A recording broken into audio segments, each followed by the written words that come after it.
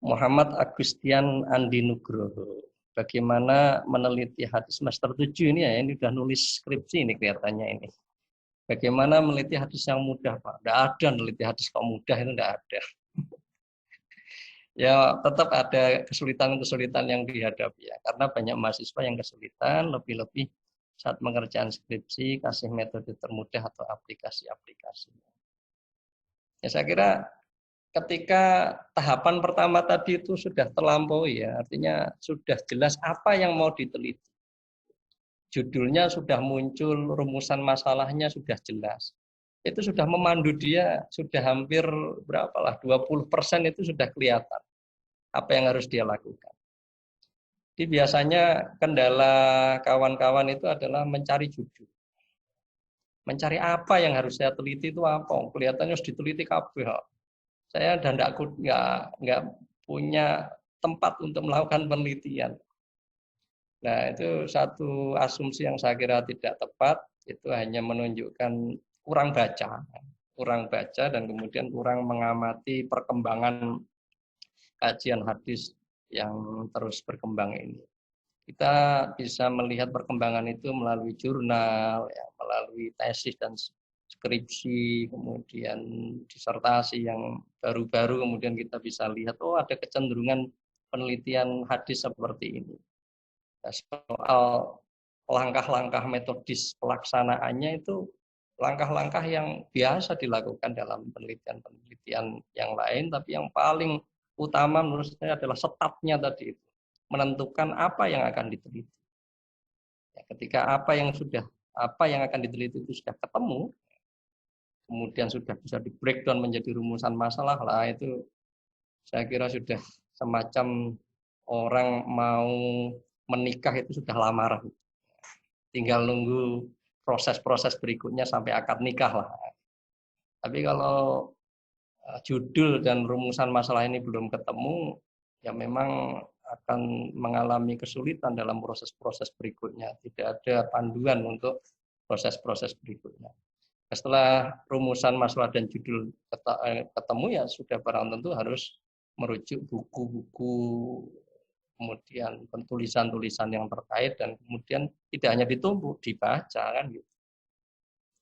Sehingga mudah dan tidak itu saya kira relatif ya. Tapi proses step by step penelitian itu sudah ada aturannya, yang saya kira yang di semester 7 ini sudah mengikuti mata kuliah metodologi penelitian dan juga sudah mengikuti metodologi penelitian hadis, dan itu langkah-langkahnya standar, tidak ada yang menyulitkan.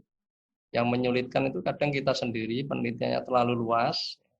Ya tadi umpama mau meneliti perkembangan atau apa tokoh-tokoh pengkaji hadis di Jawa Tengah abad ke-14 Hijriah. Wah, itu kan menyusahkan diri sendiri kalau kayak gitu itu. Ya satu kota aja itu sudah lumayan. Oke, itu saya kira seperti itu Mas ya, mudah dan tidak itu persepsi kita lah. Tapi kalau kawan lain bisa melakukan, kenapa kita tidak? Yang lulus dari jurusan hadis, prodi hadis kan sudah banyak dan mereka bisa melakukannya. Insya Allah ini Mas Agustian Andi Nugroho ya satu semester ini selesailah skripsinya gitu ya. Oke, kemudian yang berikutnya siapa ini? Mas Maulana Mujahid. Ini saya kurang begitu paham ya, nanti saya tidak bisa menjawab ketika saya tidak memahami yang dimaksud di sini. Ada pertanyaan tentang hadis yang artinya kekayaan bukanlah alasan mengapa banyak orang kaya akan rasa syukur di hati.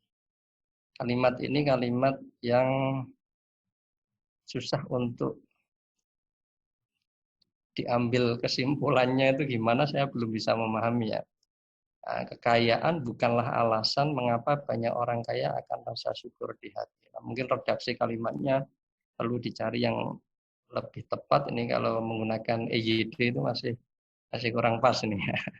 Saya nggak bisa menjawab ini karena mengharuskan ya, hadisnya itu seperti apa. Kalau memang ada teks Arabnya, nah itu akan lebih bagus. Nah, kemudian apakah benar terjemahannya seperti ini?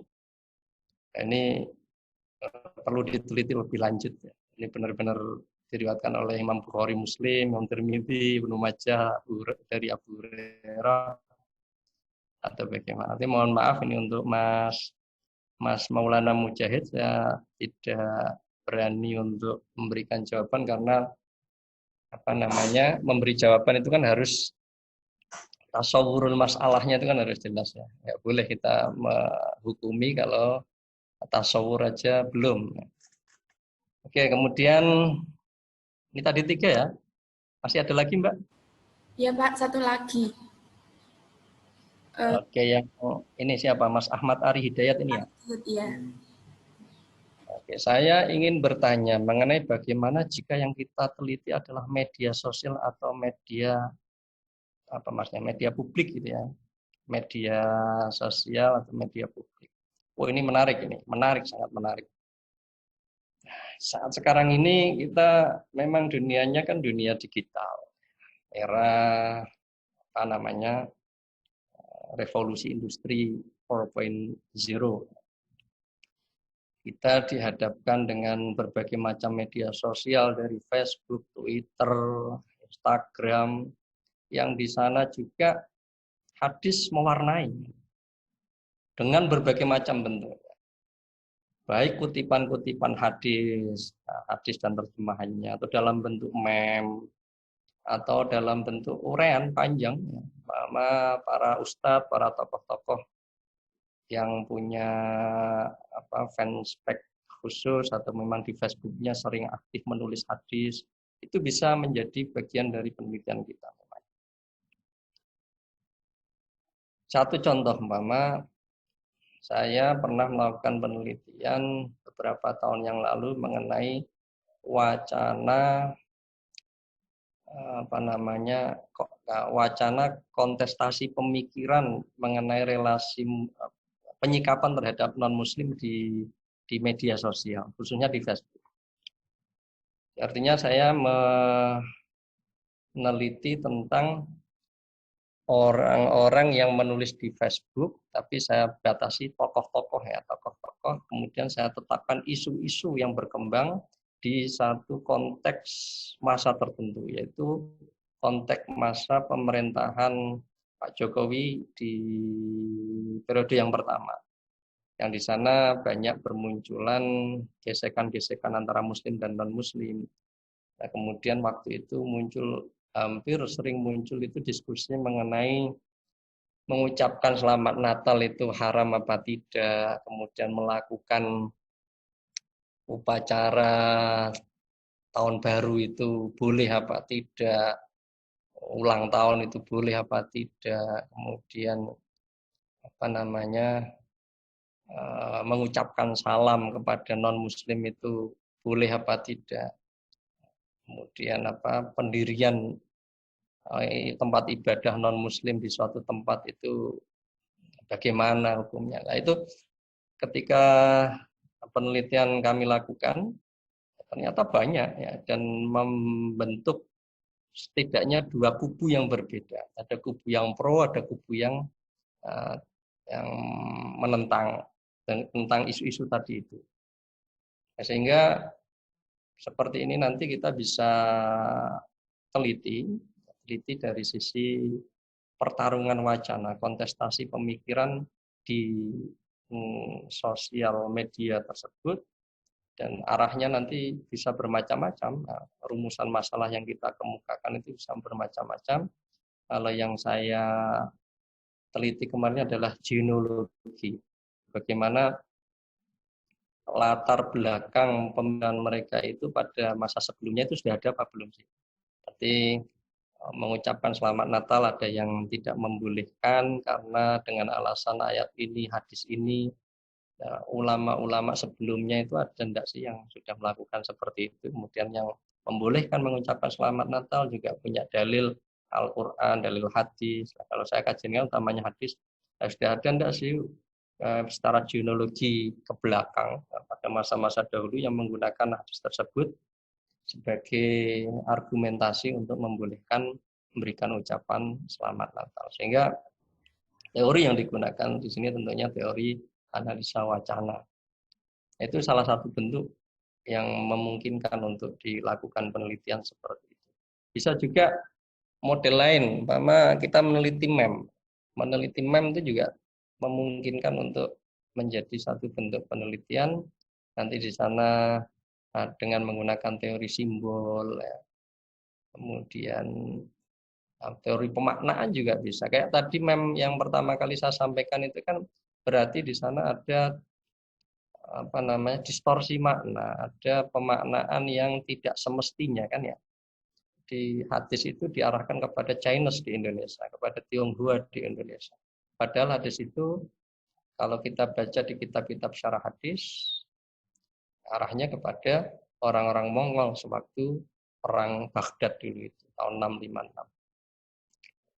Hal-hal seperti itu bisa menjadi bagian penelitian kita. Sama kita mainnya di area pemaknaan dan pemahaman, sehingga ada, kalau kayak meme tadi itu ada pemahaman yang reduktif. Di hadis yang asalnya panjang, kemudian ada makna tertentu, kemudian direduksi menjadi meme dan arahnya adalah tujuan-tujuan tertentu. Itu bisa juga menjadi bagian penelitian. Dan ini memang menjadi tren ya di akhir-akhir ini, tren penelitian mengenai tulisan-tulisan ataupun fenomena-fenomena di media sosial, fenomena-fenomena di internet yang kemudian memunculkan satu teori penting dalam hal ini.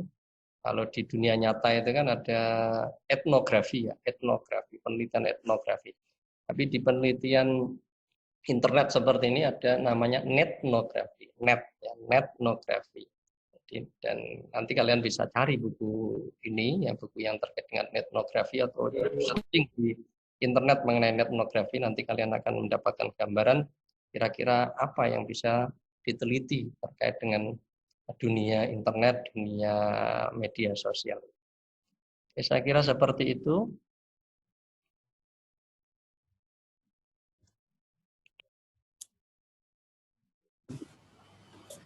Ada 2 penanya lagi, Pak. Ini Masih ada. ya, Oke. dari Muftahiyatun. Dari segi metode yang sudah dijelaskan tadi, banyak kesamaan dalam proses hal penelitian. Hanya saja yang menjadi pembeda ketika melakukan penelitian itu pada objek program studi yang dijalankan. Lalu bagaimana cara menempatkan judul penelitian sesuai dengan kepribadian yang baik, keprodian yang baik. Itu, Pak. Yang Mbak Miftahiyatun ini ya. Ya. Yang satu dari Aditya Arif Wibowo.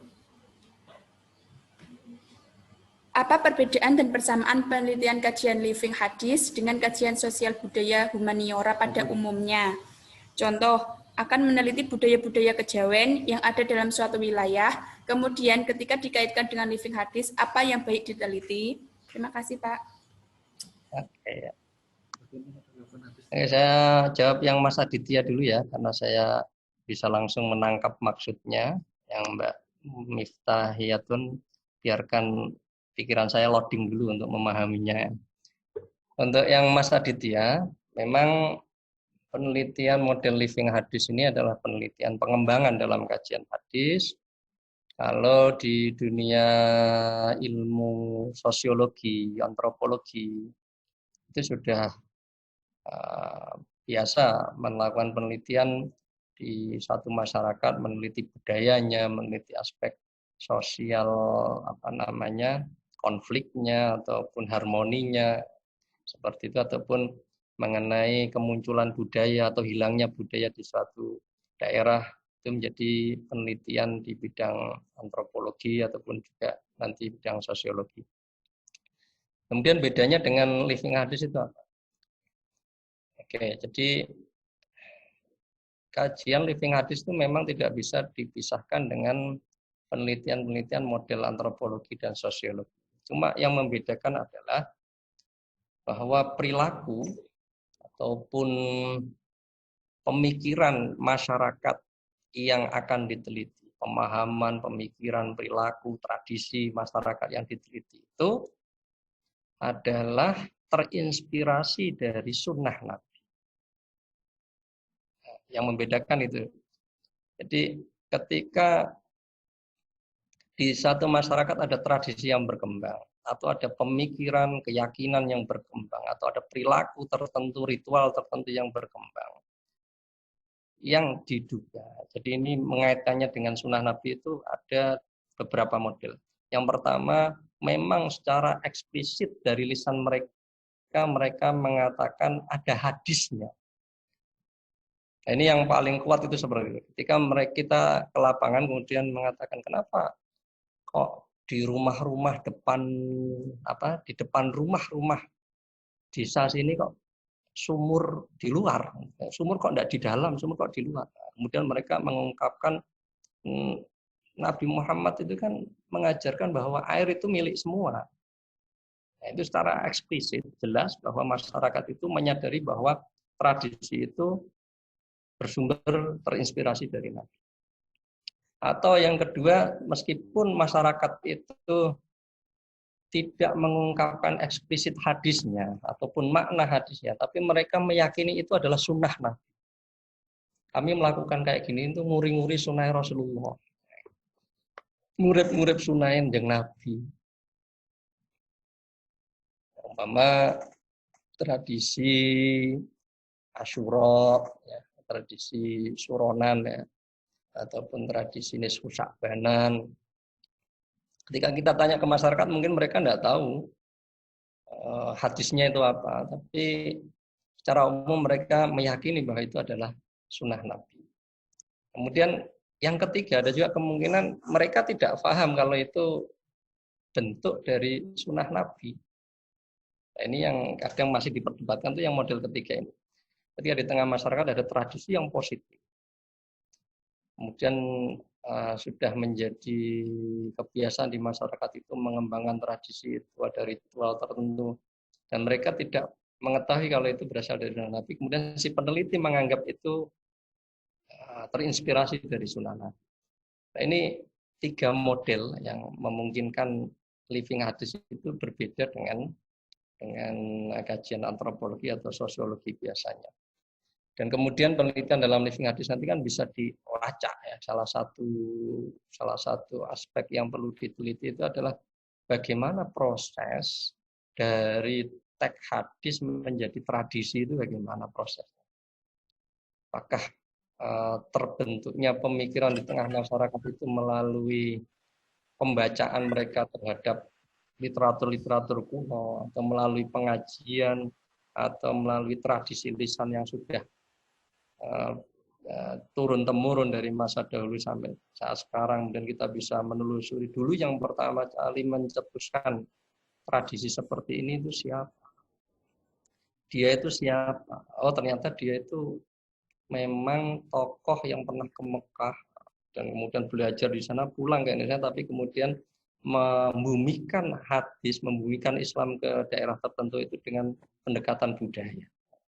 Sehingga di situ ada dialektika antara teks yang dibawa oleh seorang tokoh ketika mau dilandingkan ke tengah masyarakat, ketika ditanzilkan di tengah masyarakat itu, kemudian dimodifikasi sehingga membentuk suatu tradisi yang ketika turun di tengah masyarakat soft, landingnya itu bisa diterima di tengah masyarakat. Nah, ini saya kira semoga sedikit memberi gambaran mengenai living hadis, perbedaannya dengan kajian sosial budaya yang lainnya.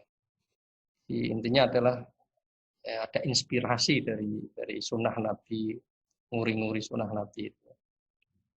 Kemudian yang kedua, apa ini? Dari prodi akidah dan filsafat Islam.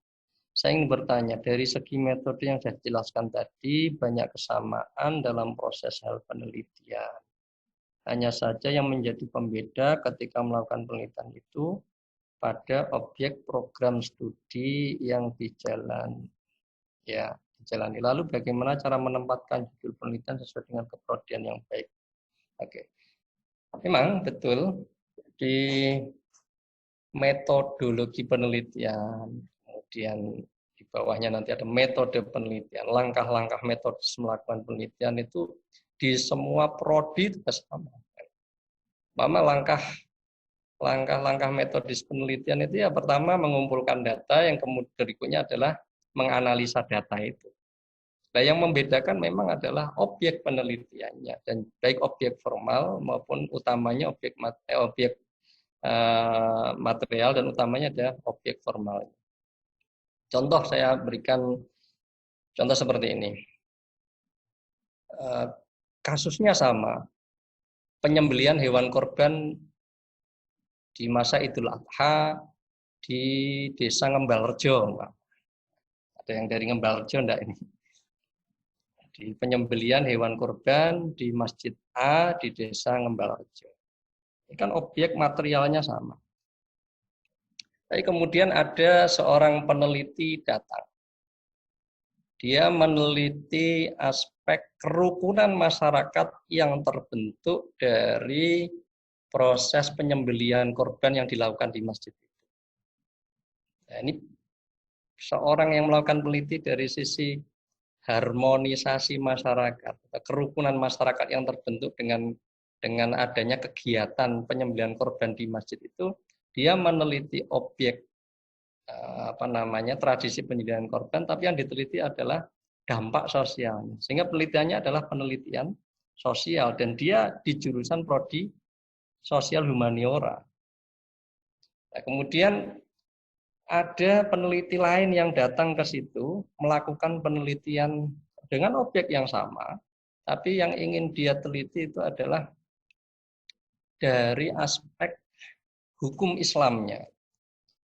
Dia ingin melihat apakah proses dari pemilik hewan itu kepada panitia sampai pembagiannya kepada masyarakat itu sudah memenuhi kriteria syarak atau belum dalam fikih Syafi'i umpama.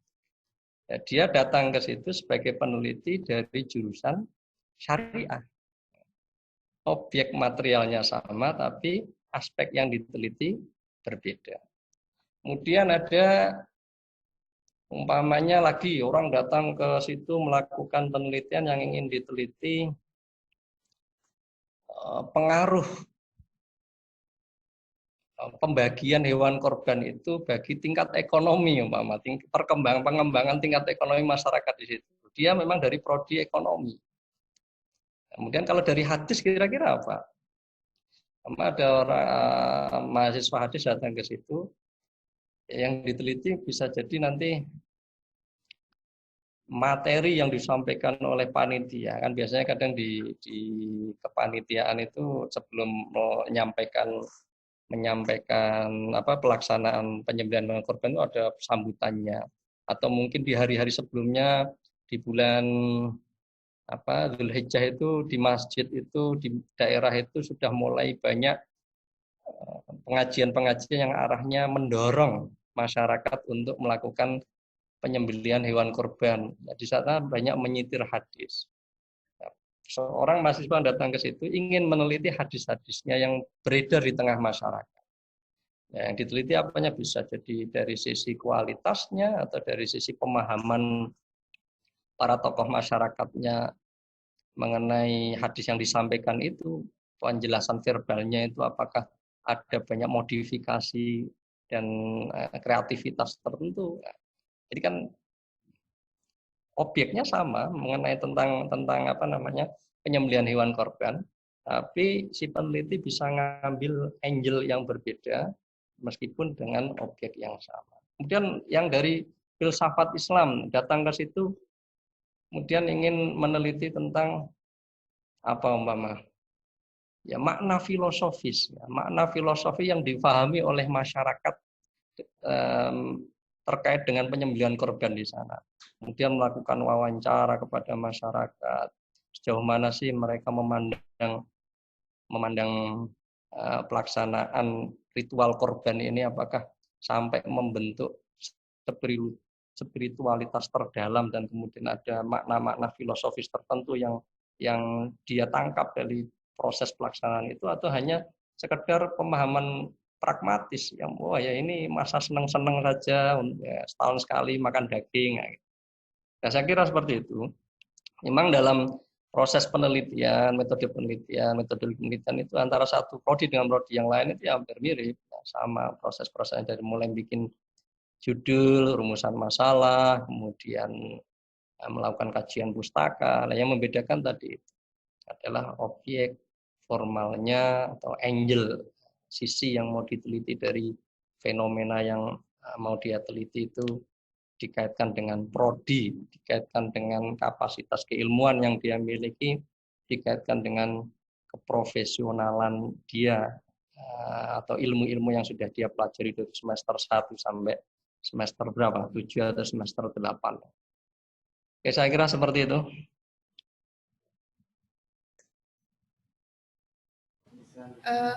Mungkin Bapak bisa memberikan sedikit motivasi terkait penelitian hadis untuk kita semua, sehingga dapat memacu semangat kita dalam melakukan kajian hadis. Oke. Jadi kita sama ya, saya dan kalian juga sama.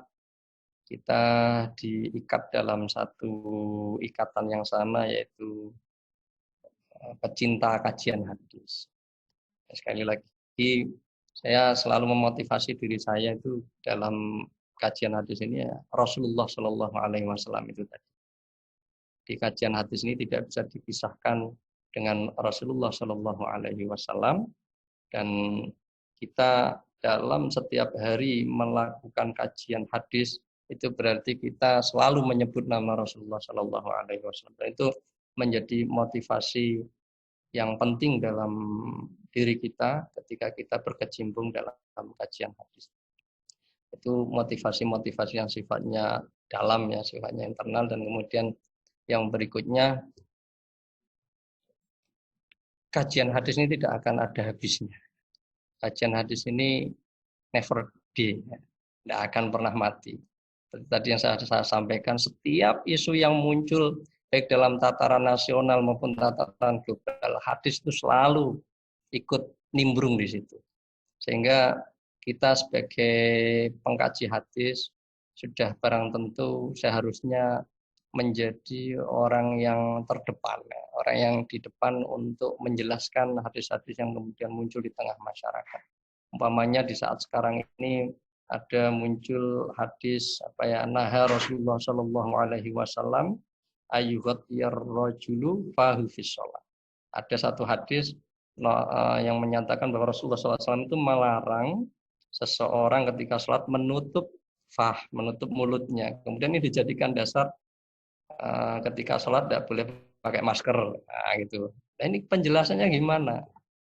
Ini motivasi bagi kita yang ada di kajian hadis supaya kita harus terus belajar, membaca, kemudian mencari penjelasan mengenai hal ini, kemudian kita bisa membagikan kepada masyarakat. Dan kemudian yang berikutnya, bahwa pemahaman-pemahaman yang kurang tepat terhadap hadis itu masih banyak kita jumpai baik di dunia maya maupun di dunia nyata, dan itu menunggu kontribusi kita untuk memberikan penjelasan-penjelasan yang lebih tepat, yang proporsional, dan kemudian memberikan citra yang pas kepada ajaran Islam yang membawa rahmat, membawa kedamaian, dan kemudian logis, dan seterusnya. Saya kira itu, tetap semangat, dan terus dalam perkuliahan di prodi hadis ini tetap semangat, munculkan keinginan yang tinggi, ikhris alama yang fa'uk, bersungguh-sungguh untuk menggapai hal yang bermanfaat bagi kalian. Kemudian wasta'in billah, minta tolong kepada Allah, wala ta'jas, dan jangan mudah putus asa. Hidup ini tidak ada yang namanya mudah. Hidup ini tidak ada yang enak. Pasti akan ada aral rintangan, makanya Nabi berpesan wala ta'jas, jangan mudah putus asa. Saya kira seperti itu. Oke, nanti materi saya share ke Mas Arifin ya. Makasih Pak. Orang-orang anak Pak Unturus. Untuk sesi selanjutnya kita bisa foto bersama via Zoom. Silakan para peserta untuk mengaktifkan videonya.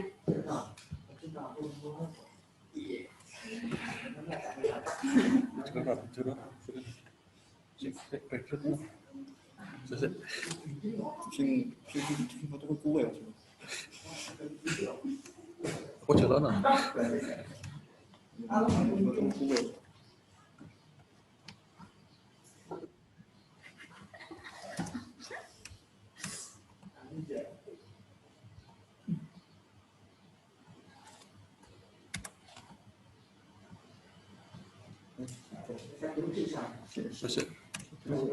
Proses.